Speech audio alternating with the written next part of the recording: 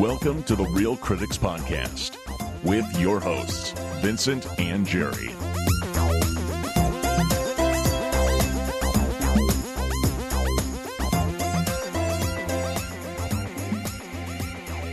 All right, welcome to the Real Critics Podcast. My name is Jerry. With me is Vincent. And tonight we are going to review the movie Deadpool.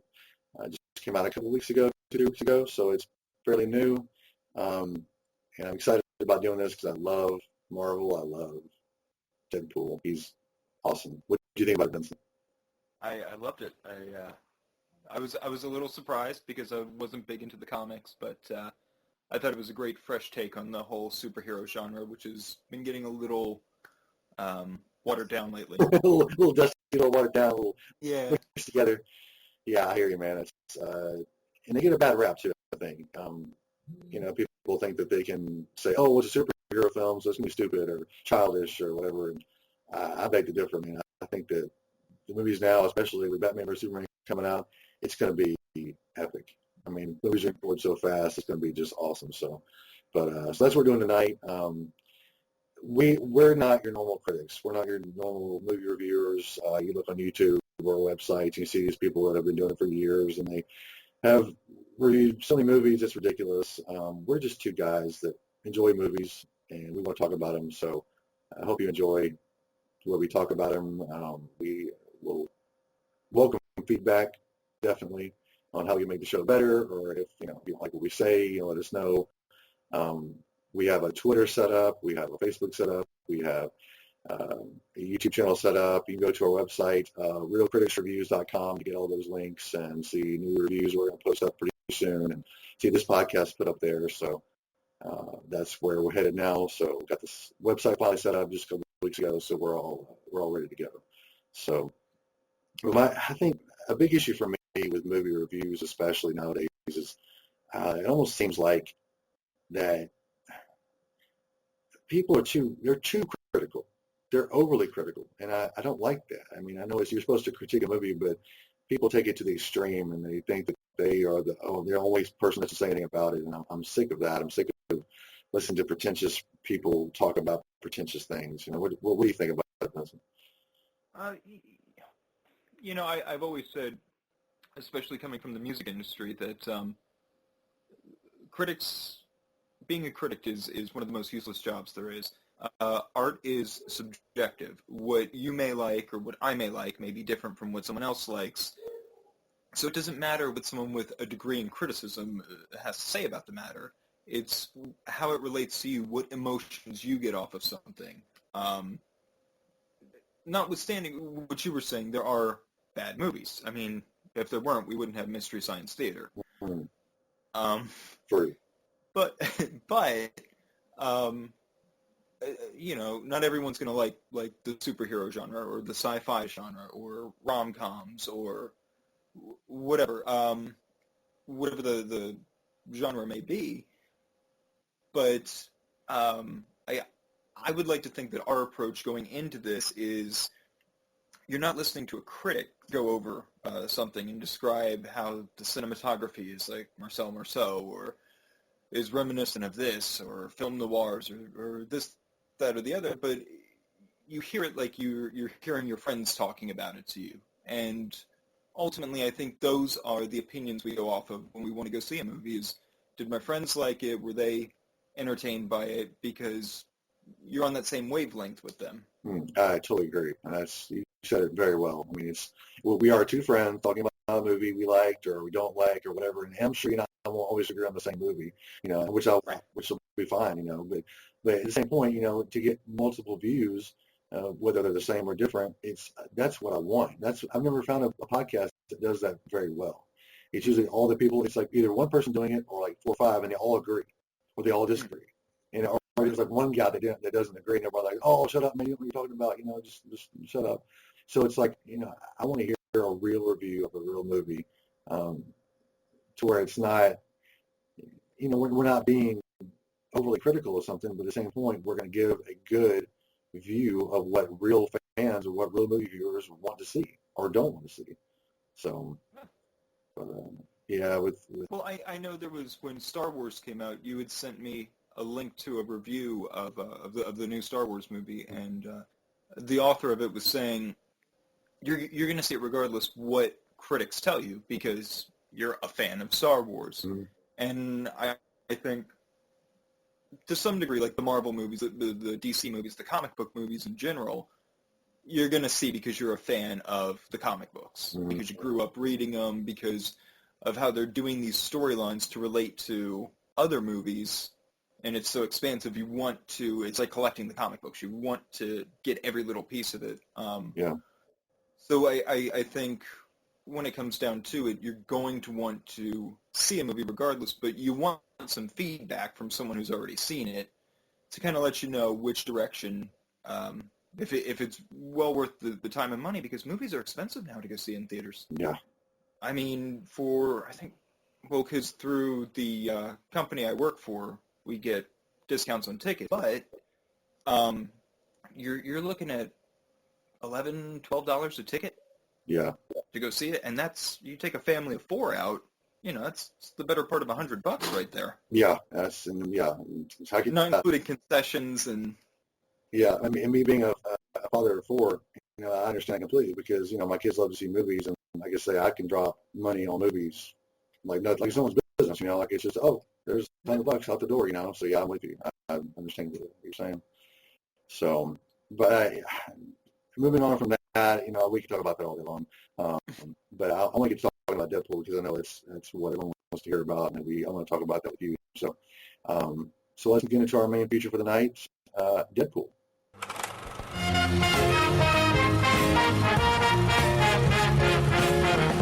And now, our feature presentation.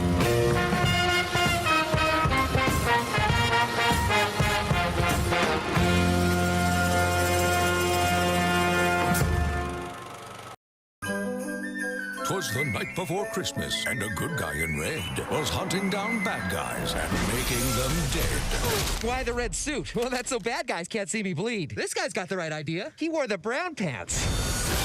Let's recap. They messed with his face, boo, No. and kidnapped his girl. He's not used to being a hero, but he'll give it a whirl. Nobody's getting hurt. All right, so Deadpool. It was I think pulled up over here. It was directed by one Tim Miller.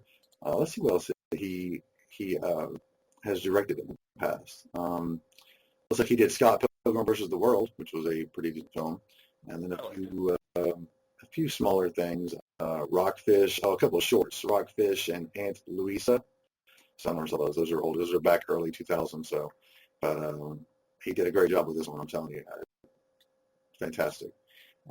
Stars Ryan Reynolds and Paul Wernick, and I was saying that the girl from, she was in V and Homeland. Her name is, I will tell you. What is her name? Wow, it does not have her listed on here. Why is it not listed on here? What?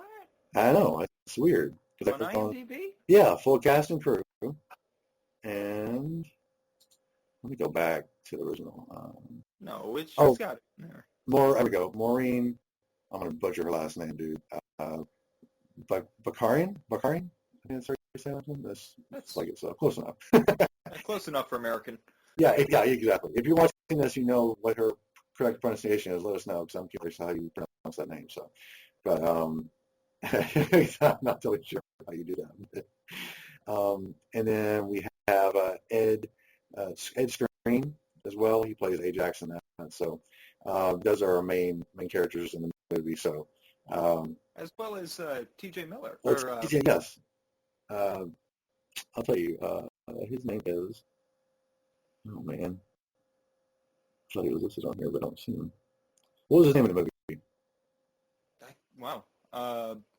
It was the guy who runs the bar. Yeah. Let me see if I can pull it up on a full list. I'm terrible with names in like real life, and when it comes to movies, it's like if they're not the main character. Yeah. Oh, it was Weasel. It was T.J. Miller. Weasel.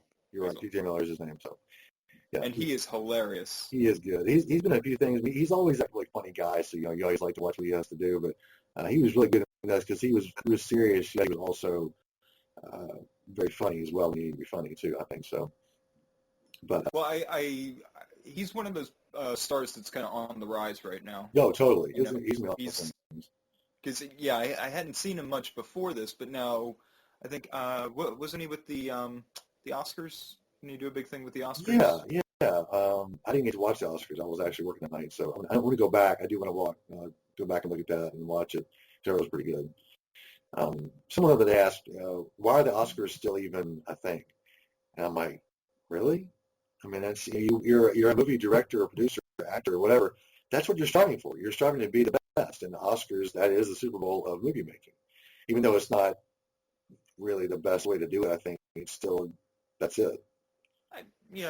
I have my hang-ups with those award ceremonies, especially like with the Grammys and things like that. I think they overlook a lot of with the Oscars, not the Grammys, but I think the Oscars overlook a lot of really good movies that maybe they feel don't have the integrity to be an Oscar-worthy film. Yeah, that's what I was so surprised when Heath Ledger was nominated for Best Supporting Actor. I mean, I was floored. I was thinking, wow, they're actually going to put in a superhero movie, actor in that category. I was very impressed. He actually won. That's what I loved about it. So yeah, I'm with you on that. Like with because was it last year? No, 2 years ago. Guardians of the Galaxy was one of the biggest films of the year and one of the best reviewed films of the year yet. Did you see it up for any Oscars? Sadly, no. Sadly, I'm telling you, like I said earlier, they see it as a joke or they see it as a kid, right. So it's like, but you watch the film and they're so much deeper. There's some that aren't very deep, but most of them are, especially the Dark Knight trilogy and Man of Steel and the X. I think X-Men movies are very deep. I mean, they go, really far and deep into their world. So, yeah, it's sad, but that's the world we live in, man. I'll try to synopsize the movie here real fast for people who haven't seen it yet. I won't spoil anything. Deadpool is it's about a guy. I won't go through names. Like I said, I'm bad with names, so I'm just going to get that guy and this girl and that dude. There's this guy that he's a mercenary for hire, and the beginning of the movie they show him going to find someone to tell him to stop stalking somebody else, and you see all that kind of pan out and how that all works. That's when he meets T.J. Miller at the bar. He owns the bar that everyone kind of hangs out at. It's mercenaries, and that's where he meets his love interest, and so they automatically just connect, and they fall in love. Use love very loosely with quotations around it, because I don't know if that's what you call love, but they were definitely connected in some form or fashion. So they go forward. He finds out he has cancer. Most of the stuff you can find out just by reading the comic books, and it's probably everyone probably knows more about it than I think they do. There are a few people that may not, but you find out he has cancer. He gets approached by these people that running this test facility that can maybe fix his problem. At first he says no, but then he figures out, I've got to do something. I can't leave this woman behind. She means too much to me. I think they both mean too much to each other too. So he goes into this. And I'm skipping a couple parts here, but in the interim, you meet this other guy, Ajax, who's a real jerk, and he kind of runs this whole test facility, and so he kind of tricks Deadpool, or what is his character's name? I want to get his name right. Wade? Yeah, Wade Wilson. There we go. And he kind of tricks Wade into coming. Once he gets there, they say, we're going to coax out your superpower. And we can't just give you one. There's one inside you. We're going to make it activate, and we're going to torture you pretty much till it comes out. Well, lo and behold, it comes out because he's Deadpool. So, but anyway, once that happens, he's horribly disfigured. He can't go back to his girlfriend because the way he looks, he figures she won't like him anymore. So he sets out on a mission to try to find Ajax and to right the wrong, to get him to fix his persona, the way he looks, so he can go back with his girlfriend and everything. So that's basically the plot of the movie. I won't ruin the end of it at all, but that's pretty much where it goes. And then, of course, you have all the antics and the jokes and the one-liners and the physical humor. And the physical humor in this is hilarious. I mean, just the visuals in this crack me up to no end. So, but all right. So what do you think about? Let's just do like a back and forth discussion about what do you think about the movie Deadpool? I appreciated how a lot of the inside jokes to the Marvel Universe, where you meet Colossus and he's dragging Deadpool along, and I'm going to take you to the professor, and he goes, McAvoy or Stewart? I get so confused with these timelines. It definitely that fourth wall was broken so hard. I love it. It was, and that's what made this a really, really unique superhero film, was because Deadpool does that in the comics too. And I think that's what made it really great, was it wasn't just, all right, I'm here, the guy's going to blow up some stuff, fight the bad guy, and win. Mm-hmm. Deadpool is a very unique character where he's not entirely the good guy, but he's the bad guy you root for. He's an anti-hero. Right. So. How does he say it in the beginning? He's the bad guy that hunts down even worse guys. Mm-hmm. Yeah. And I think, but I think that breaking the fourth wall, his kind of childlike antics, like drawing on the piece of paper with the crayon, of what he was going to do, and real fast, as you said, that scene with the on the bridge and him diving down to the car. That was a scene that they filmed years ago and was leaked on the internet a long time. I remember watching that clip, 2.5 years ago, I guess, thinking, wow, that's awesome, because we never saw it. You never see his face. I don't think you hear him speak, but all you do is see the Deadpool costume. And I thought, that would be awesome if they could make that movie, thinking that, okay, there's a starting point. No, that was actually the film. And I was like, wow. So I'll have to find that and send it to you so you can check that out, because it's all kind of grainy and weird looking stuff. Because you go, wow, this is some undercover stuff, But yeah, that was actually leaked on the internet. And now Ryan Reynolds is saying that someone leaked it, that there's 4 or 5 people that had it. They won't say who it was, but one of those 5 people leaked it. And I think it's him. But to kind of kickstart the old film studio to actually pick it up and do it. So anyway, I thought that in there. Well, that's and a lot of times that's what they do, like with Tron Legacy. Mm-hmm.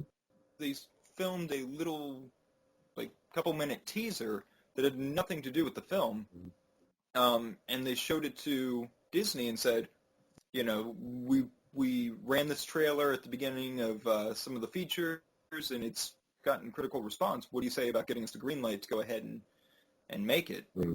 And I mean, when you saw the trailer, it had nothing to do with the final movie, but I think that's how they're persuading these companies in the studios into making movies, is they're doing this teaser footage, getting it leaked or putting it on, the special audiences get to see it, and the studios see how excited the audience gets about it and knows they have a potential hit on their hand, and goes for it. Right, which that's brilliant to me. That's just, because, a long time ago, now the internet being the way it is and social media being the way it is, that's the way it has to be. But, back in the day, there was such a cut and dry way to do things.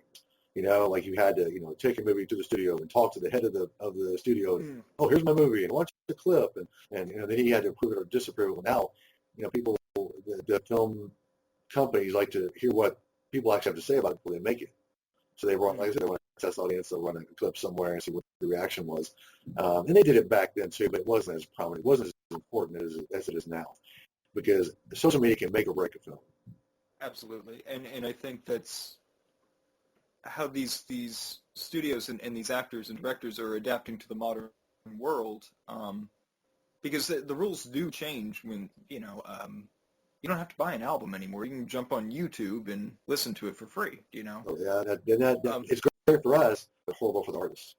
Well, but you're seeing how the artists are finding new ways of making money off the music and things like that, and to get the rights to even play that on YouTube, there's some money shelled out, and that's done through the advertising on there. That's why when you go to play a full-length album on there, you get the little commercials in between, and that's how they're paying all these artists. So I think you're seeing right now the kind of evolution of how these studios in the entertainment industry are making a profit again by seeing what the audience wants first and foremost, not just putting out something that they think that will be wanted, but are kind of going through these tested methods to see how the audience is going to react to it. True. And I think it's great. I love it because I think even more so in the future, I think they'll bank even more on what we say rather than what anyone else says. Right now, I don't think it's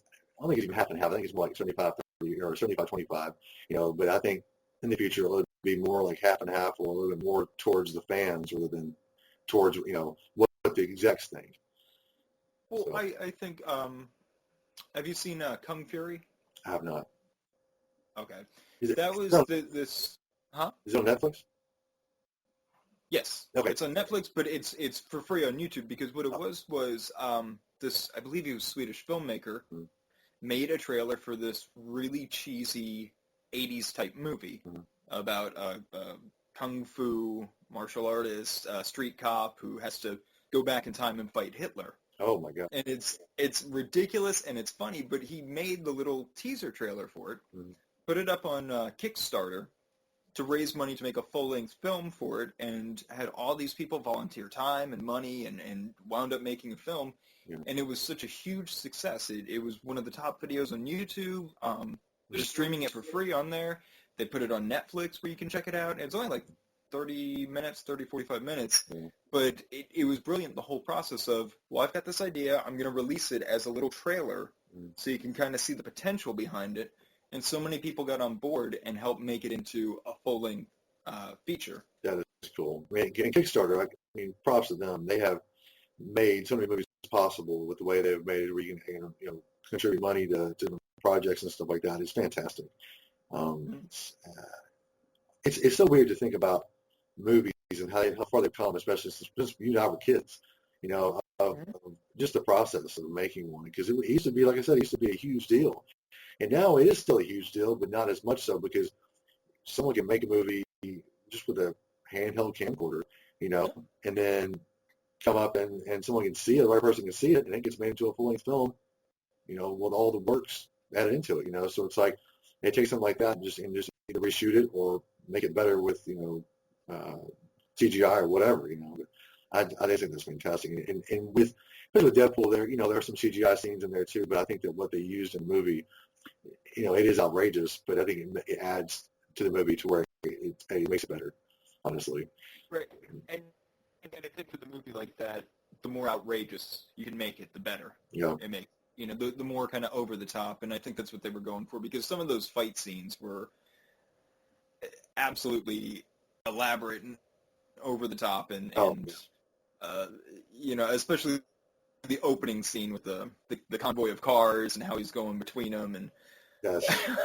Well, and my favorite parts of that too is when it's showing the opening credits for this movie are fantastic. I mean, they start taking pot shots at people the minute the movie starts, and it's showing from inside the truck that's flipping over, and he's in the middle of the car. My favorite part is he's grabbing the underwear of the motorcycle guy, going over the car, and that's just hilarious to me. When I first saw that, I was like, "What is he holding?" And it pans up. Oh my God, he's got his underwear. I was like, "That's the ultimate, atomic wedgie." Being about the car, I'm like, that's awesome. But then they show like rather than showing the actors, are showing some dumb guy or some spoiled teenager. It was so fantastic the way they did that. Or what was it? Movie directed by a major studio tool. Or, yeah. I mean, it's so cool that everyone was on board with that too, because a lot of people were like, "Oh, you can't say that about me." I'm some big executive. Yeah. But they all had fun with it, and that's the way a movie should be. It should be fun to make. It should work flawlessly. There shouldn't be any argument between actors and directors or producers and directors or whatever. They made this the perfect Marvel film, I think. But so far, it's my favorite Marvel film of all time. I think for that side of the Marvel division, because of the rights split between all the Avengers stuff and the larger Marvel universe being owned by Disney, and the X-Men and X-Force franchise, which Deadpool was part of X-Force, that whole franchise being owned by Fox. And I think Sony still has Spider-Man and the Spider-Man villains. You hate how it's all split up. You do, because it ruins for fans like me who grew up reading the comics, like, Civil War's coming out here in a few months, and that involved all the superheroes, Spider-Man, X-Men, the Avengers. Everyone was drawn into that, and now you're missing key elements with the X-Men being removed from it. Yeah. And it hurts, but at the same time, they're making do with it, and they're making really good movies. Except Fantastic Four, I didn't. Ooh. I was not happy. You saw it?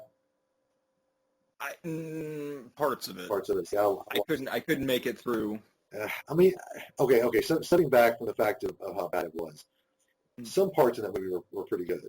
I'll have to give it to you. Some parts were good. It just wasn't. It wasn't good enough. I think I didn't hate it, but I didn't love it. It was kind of. I was like, I came away from going, it was a movie. I could watch way worse things. Like way worse things. People say it's the worst movie of all time. I'm like, no, not even close. I mean, the CGI was decent. It wasn't the best CGI, but it was decent. The acting was okay. The story was okay. I mean, like I said, it was just an okay movie. But I think because... Go ahead. I was going to say, I think because they just diverted so much from the source material. There were certain liberties Iron Man took, or... Captain America took, or even the Avengers, all those movies, there were certain liberties they took, but you could understand them and you could kind of go with them. Right. Whereas with Fantastic Four, they weren't kids. They were never kids in the. I mean, Johnny Storm was, yeah, right. But the rest of them were adults. They were in their 40s or 30s and 40s, so it didn't make sense to have them as kids. And again, the most disturbing part about that movie, I think, was that Thing never wore pants, and that just that was not. I mean, we got a rock dong. You let it hang out, man. Come on, you just got to let it swing. He's the only person that can actually boast that. So I mean, you might as well show it off, But it's almost like the Hulk not wearing pants, though. It's the same kind of thing to me. I'm with you on that. So he must wear pants at all times. It was disturbing. It was. I don't know. Yeah. It was just a little disturbing, but I think. And that's a reason I think fans are so torn with the X-Men series. They're done fairly well, but like with this new one coming out, Apocalypse, it's nowhere near the Apocalypse storyline that was in the comics. It's so splintered and just it seemed like they were just scooping up random mutants they could throw together for this movie, and it's as a fan of like growing up because. What got me into X-Men was the TV show when I was a kid. Yeah. That was like my Saturday morning, watching that and then going to the comic book store that afternoon and buying the latest issues. Yeah. And seeing this version coming out, I haven't seen it. I can't make a judgment on it yet. Yeah. But in seeing it coming out, you're kind of watching it going, but that's not how it was. Even with Days of Future Past, I liked the movie. Yeah. But that was one of my favorite story arcs as far as comic books go. I even have the original set of that story arc. That's cool. Yeah, and that was like one of my prizes. Like I saved up for weeks as a kid to get that series, and so it was one of my favorite storylines in a comic book. And okay, I see what they were going for in the movie, but it didn't. Yeah. I felt a little let down that it didn't live up to what it was in those comics, and even the TV show I think did a good job with the story, but the movie left me a little okay. Yeah, well, it's a Wolverine movie basically. Yeah, and coming from someone that wasn't a big comic book guy growing up, I did read comics, but not like you did. Like you seemed like you really were really into it. I would read them every so often, and when one would come out that I really wanted to read, I get it, but not knowing the Apocalypse storyline very well, I know it from the cartoon. But being a person that's not totally involved in that storyline, it looked pretty good to me. Mm-hmm. Not great, but pretty good. I mean, I was very excited. When I saw the trailer for the first time, I was like, ooh, that looks really good, I'm kind of excited. But I can see where someone that was really into the storyline would be like, oh, man, like you said, it looks okay, but you're like, come on. Well, it's like comparing a book to the movie. If you read the book first, you're going to be disappointed by the movie, no matter what. I think the only time this didn't hold true for me was seeing Fear and Loathing in Las Vegas. Because I think the way they merged the visuals and Hunter S. Thompson's narratives, it was a good blending, and it felt almost exactly like the book. They just, for time's sake, had to cut a few scenes out, which they did actually film, but just because it would have been too long of a movie, they had to cut it out. Yeah. And I think that was the only time I wasn't like let down by the comparison. Yep. But even with Idris Elba and Matthew McConaughey playing in the new Dark Tower movie, That's good. I was a fan of the books. I love the books. And I'm already seeing right off the bat they're not going to be anything like the books. Yeah. And they're pretty much going to condense everything into one movie. Yeah. Which, okay, that's fine, but you kind of have to. I was having this conversation with one of my friends a few months ago, because he didn't like Iron Man 3 because it was so way off the source material, and I said, how do you condense 300, 400, 500 issues of comic books into a movie trilogy? Mm-hmm. You got to pick the key points, the key people, and do a little mashup and make it like a greatest. It has to read more like a greatest hits than an actual full album. And see, almost that you're hitting on perfectly. I mean, most people miss that, and that's why they miss on good movies. They don't understand that. They don't understand. You get that. That was a fantastic way to put that. I'm sorry, I just had to stop you. No. That was fantastic. I mean, that's the best explanation I've ever heard of that before. So, all right, I'm sorry, continue. Well, I mean, when you think about it, that's what you have to. That's how you have to look at it, because it's not going to be the full length version, and it's supposed to inspire you to go out there and buy the trade paperbacks or the graphic novel collections, or even get the individual comics and sit down and read and take it on your own account of what the full storyline should be. Right. These are trailers to get you interested into reading the comic books. That's what you should be taking from this, and it should be just a fun time to go to the movies. Like we were saying, this is the whole essence of us doing the show is go to the movies and just have a fun time. Have a fun Friday night or Saturday night, and just get lost for that 2 hours. Yep. and be there with your superheroes. Cry when you lose the sidekick, or get hopeful when you see Rocket Raccoon get the gun and take down some bad guys. That's what it's about. Yeah, and even if it's not superhero movies, going wider than that. If you like a story, if you like an actor, an actress, or whatever, go see that movie, and don't let anyone tell you otherwise. Don't say, "Well, it was horrible." Don't see it. Well, I like that. Well, no, just don't worry about it. Don't see it. It's just horrible. Make that move for yourself. Go to the movies, watch the movie, create your own idea. Now listen to what people say, but don't just don't just go, okay, that's what you're saying. Okay, that's Bible. That's it. That's gospel to me. So I would encourage everyone just to enjoy movies for what they are. Don't let people tell you otherwise. If they tell you otherwise, punch them in the face. I mean, just straight out, just punch them. And say, if someone says, "What'd you do that for?" Well, Jerry told me to do it. So, then come find me wherever I live in space. In my little screen here, come find me. That's where he lives, in the screen. That's to all the fans out there. That's where Jerry lives, is in this little screen. I have a picture back here and some blinds back there, and that's it. And anything outside of here. That's it. You're like a modern Max Headroom. Totally. That was bad. Sorry. Anyway, all right. So back to Deadpool. I guess I think we covered the movie. I think we covered, what we thought about it. I love the movie. I love the way they show off Deadpool's, his personality, the way he looks, the way he gets his look too. He's almost like he goes to a little Spider-Man type thing. Yeah, I noticed that. Yeah. His great look, The story was great. I mean, it was cheesy, yet it was really funny, and it was serious at some points. They made it all work together well. The acting was on par.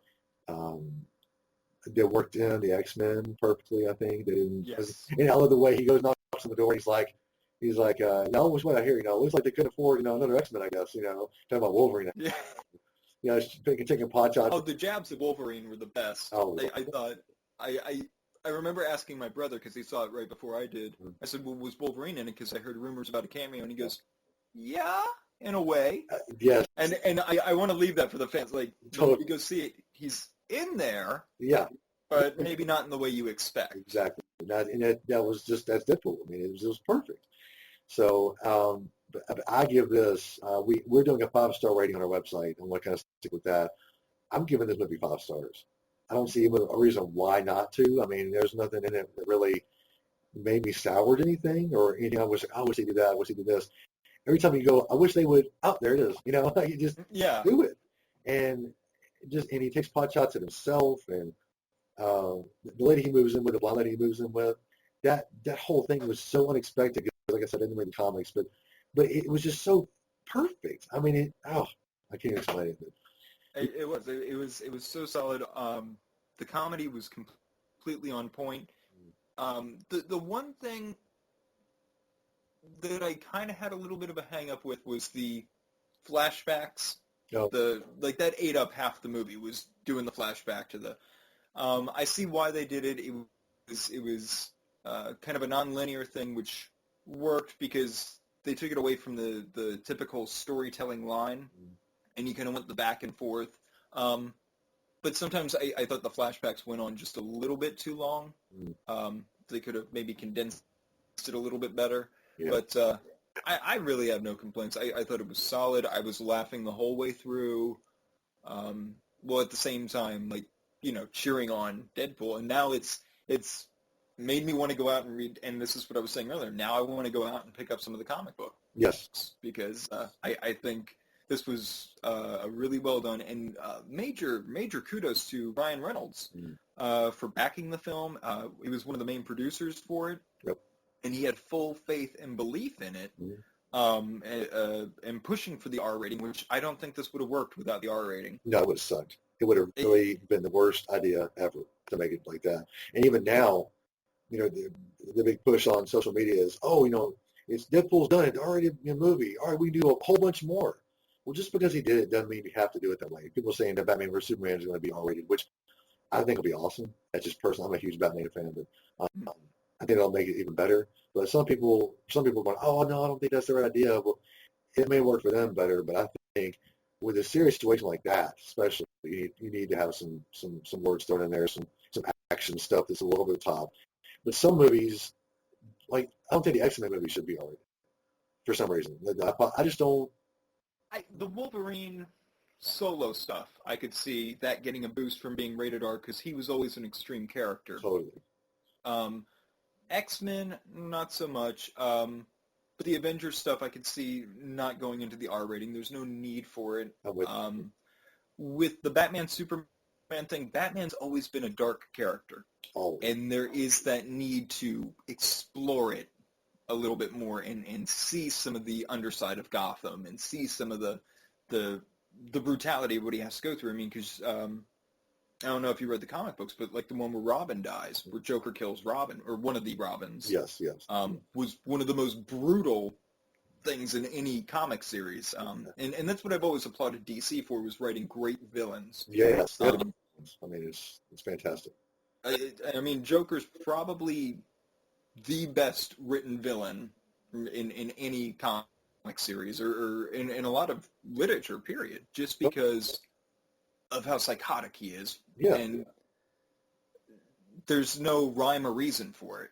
He's just, that's how he's wired. He's just a person.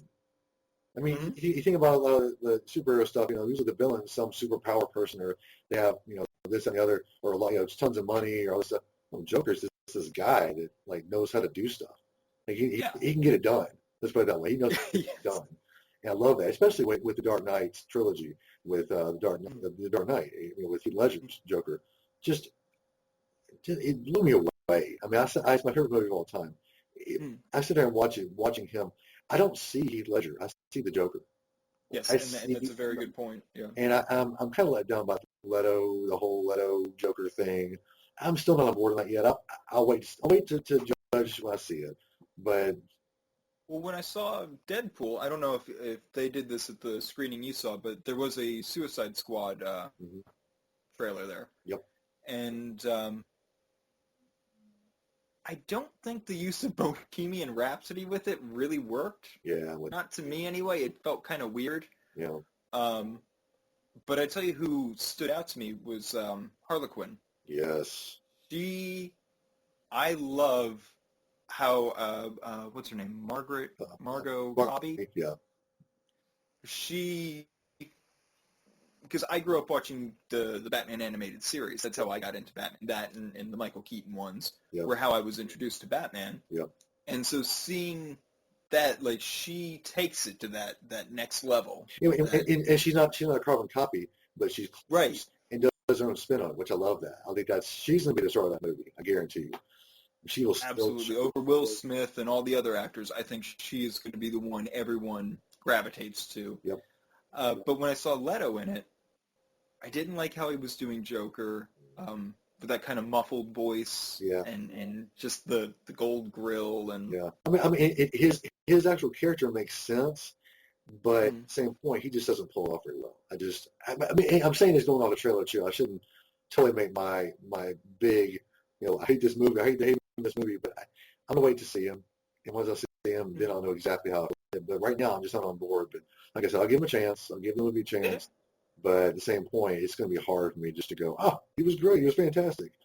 Well, and he's got some big shoes to fill. I mean, I think Nicholson did a great Joker. Oh, yeah. But his version of Joker was money motivated. Yes. And I understood that for the classic series kind of twist on him. Like, I get that. Yep. But when, because he was that kind of Cesar Romero, the old Batman series type Joker. And I got that, and that made sense. But then you had Ledger, who was... I love how Michael Caine put it. Some men just want to watch the world burn. And that was his description of him, and it made sense. There was no rhyme or reason for why he was doing what he was doing. He just did it. Yep. And I love that. I thought that he did such a great job, and I didn't think I was going to like him until I saw it, and I was floored. And I think that's where DC is getting it right by doing the Suicide Squad. They're focusing on their villains, and that was their strongest point, I think, was because you had Superman, who I know you're a big fan, but he was just perfect. The perfect guy, perfect looks, perfect, had all the abilities, and became the archetype for every superhero. Like, everything about him was perfect. Yeah. And that's where I kind of gravitated towards Marvel, and even Batman, who's DC, but they had flaws. Yes.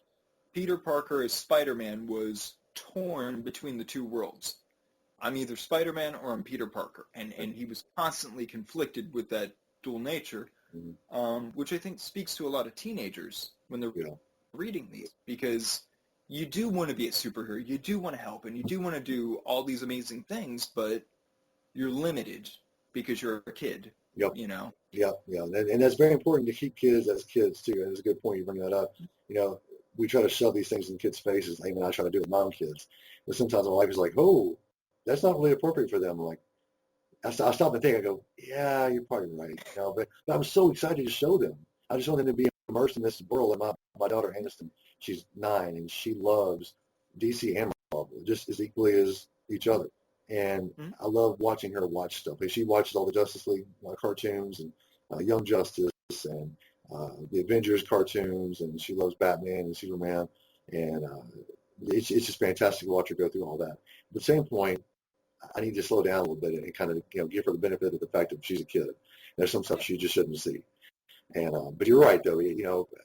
Kids need to be exposed, but exposed in the right way. You know what I'm saying? So. Absolutely, and I think that's great of both Marvel and DC to make kid versions of this stuff, because one of my good friends, Mike Kulik, he's got kids of his own, and he takes them. They love comic books and comic book characters, but he's yet to let them see any of these movies because of all the violence and things like that. And I get it. But yet you can still watch the Disney XD versions of this stuff, and it's appropriate for them. And even looking back on the old Spider-Man and not the '67 Spider-Man show, but like the one they did in the '90s and the X-Men cartoons, they were pretty brutal for kids. Like watching it now, because I downloaded the whole series on iTunes of the X-Men ones, and I'm watching them going, wow, I watched that as a kid? Like, no wonder, like, I was into deep stuff really early on, because they really got into, especially because X-Men was a metaphor for the race, the whole race thing during the 60s. Right. So seeing that and being exposed to that, and then someone as brutal as Wolverine, because they toned him down for a kid's show, but not much. Like, he had a lot of psychological trauma. He had a lot of stuff going on. Yeah. And so I think it's great that these series are a little more toned down and made for kids now, where they can still get into it and get into the ideas of it, and slowly as they get older, take on a little more and more, right, getting into it. Yeah, and I think someone brought up the fact that we get back to R-rated thing about the Batman vs Superman. People saying, well, you need to be R-rated, because this is supposed to be for kids. I'm like, no, this storyline is not for kids. I mean, two superheroes fighting this intensely, and then having to fight Doomsday at the end of this. I mean, in order to make it good, you're gonna have to make it gritty, and that's just the way it has to be. And I feel bad because kids can't watch it. At the same point, learn all this, all the beginning stuff. Learn how these things got to be. Learn the storylines they have now. Once you get older, watch these movies and go, wow, you have a better appreciation for it, I think. If you watch it now, even toned down, you're not going to get the full story or the full impact of what you're watching. So I think starting as, like you said, the XD stuff, Disney XD, the cartoons they put out from Marvel and from DC too, getting that base of who they are, what they stand for, moving forward in your life, growing older. And then to be able to see those movies. My daughter said, when can I see the new Batman vs Superman? I said, it's going to be a while. It's going to be a long time. But enjoy what you're watching now. Watch these. We're watching an animated series right now, Batman animated series. So she's loving those. So I said, this is kind of but it's still a cartoon and it's still, not too bad. There's no blood or guts or, death or whatever. So, but I said, but get this, enjoy this while you can, because when you get older and this stuff gets more prominent and a little more rough to watch, you will understand why you see this now. It's not like, oh, whoa, someone just killed someone or someone just fell off that bridge or whatever. You'll know why these things are happening. So I think that's very important to watch that progression as they grow older. And that's I'm glad I did it the way I did it and the way you did it too, is, watching these things, the cartoons or reading the comic books. And now we're seeing these come to life on the screen and going, wow, that is so cool, because if I didn't have that appreciation, it wouldn't be as cool as it is, Absolutely. And I think, especially because we were talking about, my brother and I were talking about this, how this is a launching board for a lot of people to get into the comics, because comics went into kind of a recession towards the end of the 90s, like through the 80s and early 90s. There was a huge boom, and then it kind of fell into the background. I don't think any of these movies could have been made up until I guess the first one that really kind of kickstarted it was Spider-Man with Tobey Maguire. Yep. That kind of got everyone into it again and wanting to read the comics and get back into it. And then Iron Man and then the Dark Knight trilogy came out, in the interim. And that made it, they made it dark. They made it, okay, it's there's something deeper. It's not just guys in spandex fighting bad guys. There's a whole different mentality here, and I think they did those really well. The only one I didn't see of the Dark Knight trilogy was the last one, and a lot of people kind of shied me away from it. You need to see it. I personally like it. It wasn't my favorite, but I liked it. And there again, people were taking things and going, well, it's not this, it's not that. It was what it was, and for what it was, I enjoyed it a lot. And I think we can all agree that at least it wasn't Batman and Robin by Joel Schumacher. Yes. Thank God. Because if it had been, I would have found Christopher Nolan. I would have wrecked him. Specifically.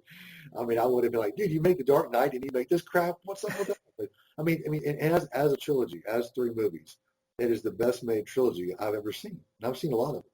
But it's just the way it flowed and the way it all worked together. And just, I don't know, I just love it. But anyway, I could go on about it for hours. But, well, I think the beauty part of that trilogy, because I did watch the first half hour of it, but my girlfriend at the time wasn't having it. She was not into watching it, so. Oh, screw but as I was watching it, you see the repercussions of being a superhero. You saw Bruce was seriously injured in between the Dark Knight and the Dark Knight Rises. And I like that about the movies. They are showing that kind of modern, we can heal quicker and we have a little bit more endurance, but we can still get badly hurt. Yeah, I mean, he gets badly hurt. I mean, that's that scene where you haven't seen that scene. There's a scene where he's trying to get back to where he was, and he has to put his his spinal cord back in line. Mm. Brutal. I mean, oh God, dude. I mean, it's just if you're immersed in that movie and watching it and really connecting with the character of Bruce Wayne, that will wreck you, dude. I mean, it's I was like, and I was like, that must hurt, and I caught myself going into the movie, just calm down. But I was like, at the moment, I was going, oh God, my back hurts even thinking about it. But like you say, I'm with you, dude. It's the way they're making it now. This is the golden age of television and movies, and people letting that pass them by either missing the movie altogether or being way too critical of it.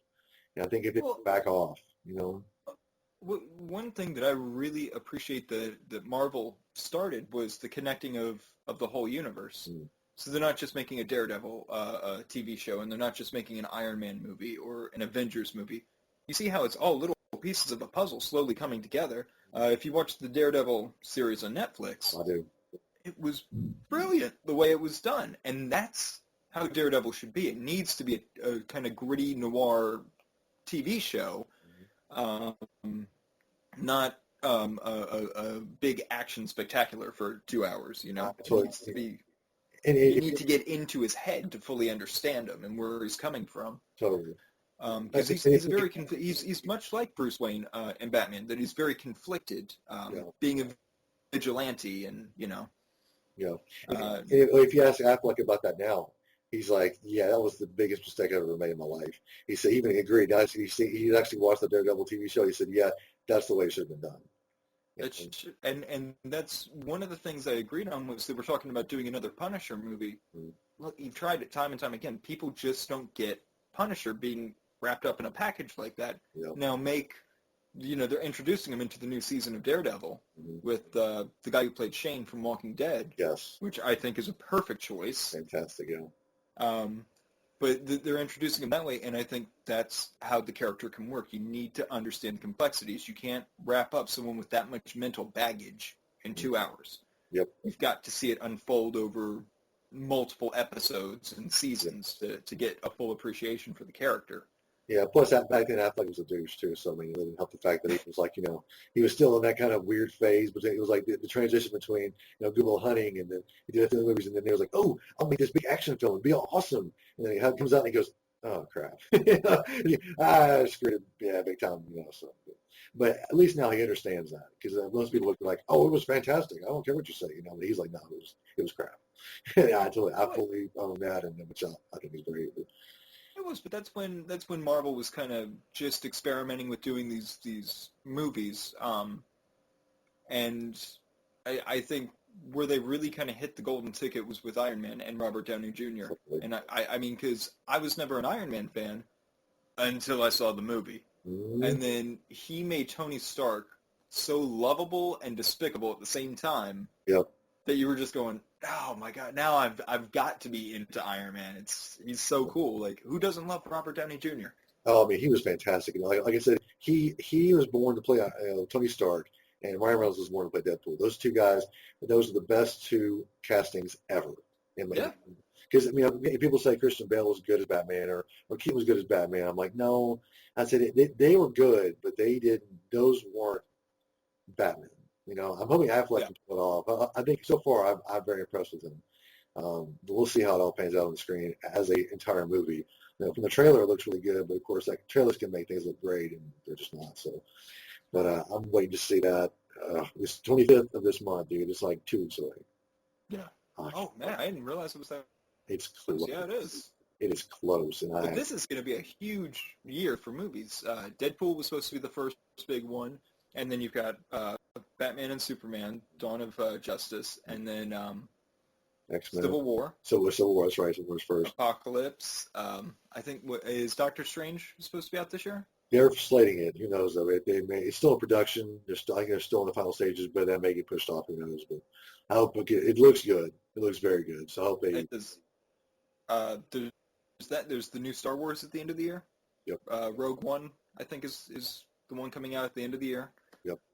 So there's a lot of really good stuff coming out this year. Yeah, so I'm really excited, and I'm really excited to be doing this because this is a great outlet to talk about these films and these characters in a capacity with hopefully other people who will get it and understand our love for it and find kindred spirits in us that have a love of cinema. Yes, you know. yes, yeah. I want this to grow. And then people, people say, "Oh, you become famous these days." No, I don't. I don't want to be famous. I just want to find a group of people I can talk, with them about movies and how much they love them and stuff. I just want to get a big community built up to where we can just talk about this stuff and really just enjoy each other and the movies, and that's all I care about. I want that to happen, and I really hope this takes off. To where people can find us and can relate to us and comment on our stuff and even send videos to us, whatever, about what they think about the movie. And I'm excited about this starting off. But anyway, before we get too far off track, which you kind of got off track. But, so what do you give Deadpool? 5 out of 5 or 4 out of 5, or what do you want to give it? I would give it a 4.5. Okay. Just because I see the next one being better.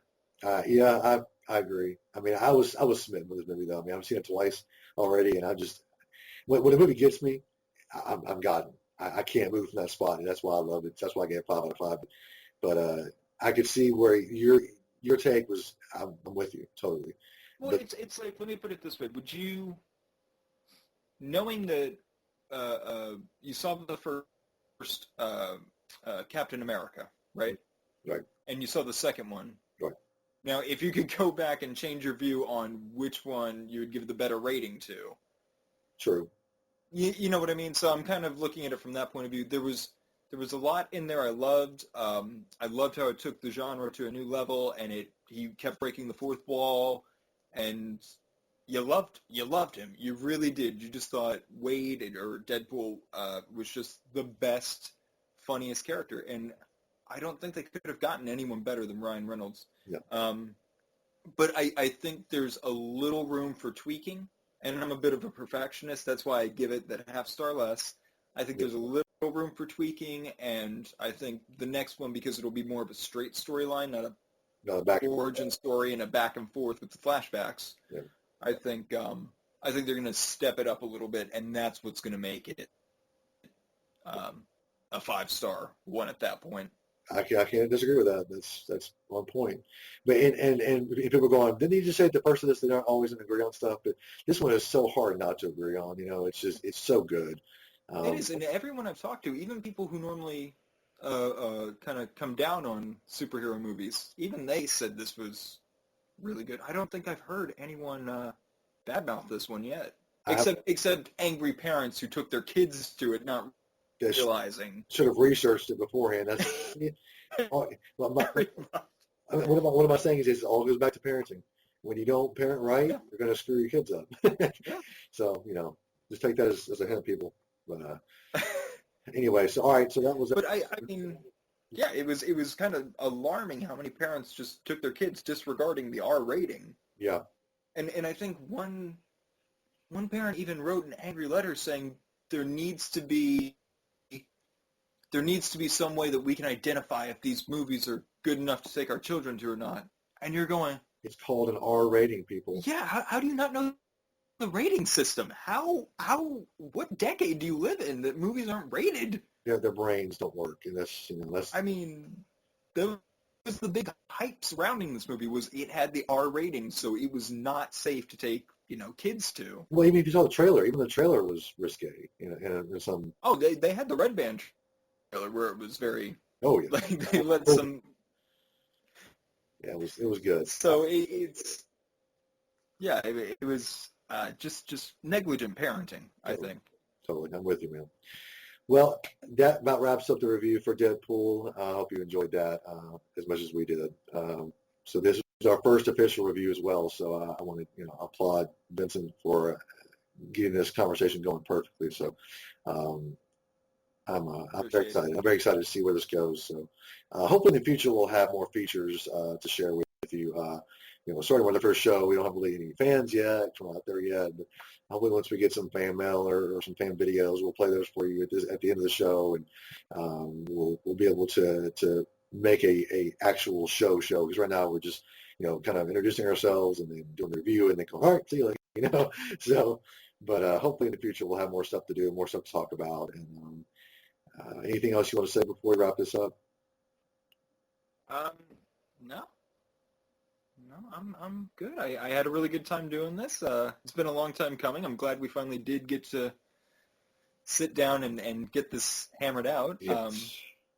It's been way too long, and we I'm glad now the ball is finally rolling. Yes. Because I mean, our first show was supposed to be Star Wars, but we both just seen it, and now it's like what 2 or 3 months later. So it's like, oh, I kind of know it, I kind of don't. Do you still want to do that? And I was like, let's do Deadpool.